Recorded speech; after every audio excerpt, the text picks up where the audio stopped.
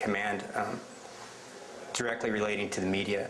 And I had obtained Petraeus's personal phone number a few weeks earlier from a French reporter who had interviewed him.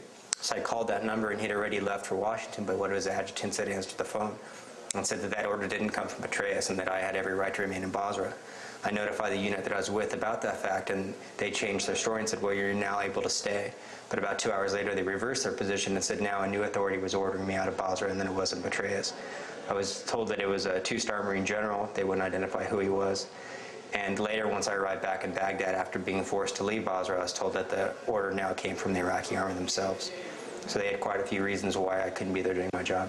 Why didn't they want you to stay? What was the reality on the ground?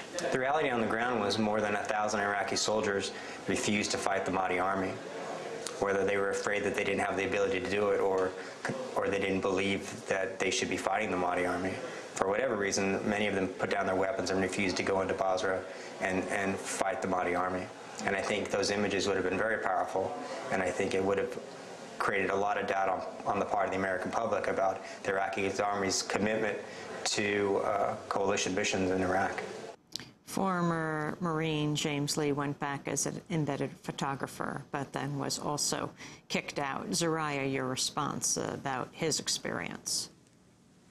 Yeah, I think it's incredibly similar, and I think the whole subject is very, very disturbing because of the power that the Department of Defense has to control the information that comes out of Iraq. I mean, because the situation, as far as security goes, is so incredibly volatile and so incredibly dangerous now, you effectively cannot work as a disembedded journalist in Iraq unless you have basically the money to have a private army in the form of a private security force to accompany you. So basically your only ability to work in Iraq right now is as an embedded journalist. So with the power to disembed journalists this easily, it basically gives the Department of Defense free rein over the information that comes out of Iraq.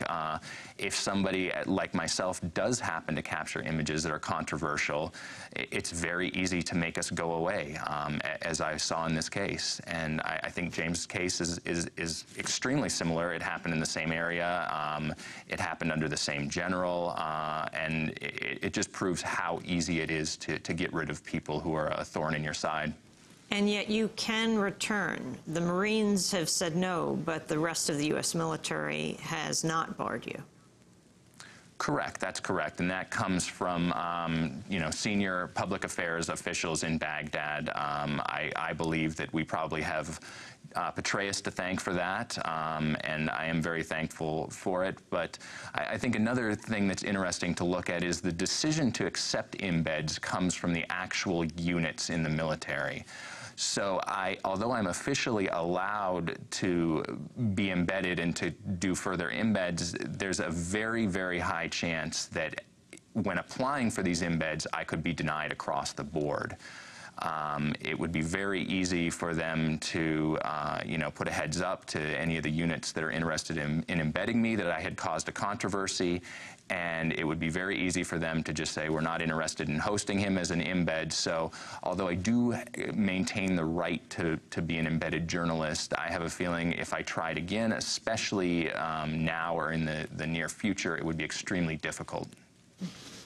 Well, I want to thank you, Zariah, for being with us again. The photos are at our website, democracynow.org.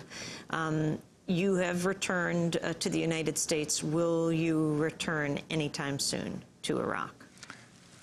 I don't know if I'll be returning anytime soon. I have a feeling if I did that I would probably be sent to areas where I would not be in any way able to document anything, and I think it's at this point just too easy to prevent journalists from doing their work, either by keeping you in the vehicle if an incident happens, or by blocking your camera if you try to photograph after the incident, by taking away your memory cards, by taking away your film, and then if you do publish the images, removing you from your embed. It's just far too difficult to work there right now. Thanks for joining us, Zariah. And we will link to your website at ours at democracynow.org. Zariah joining us from Littleton, Colorado.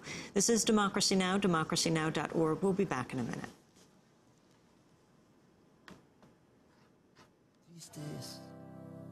Pasan a diario en la frontera de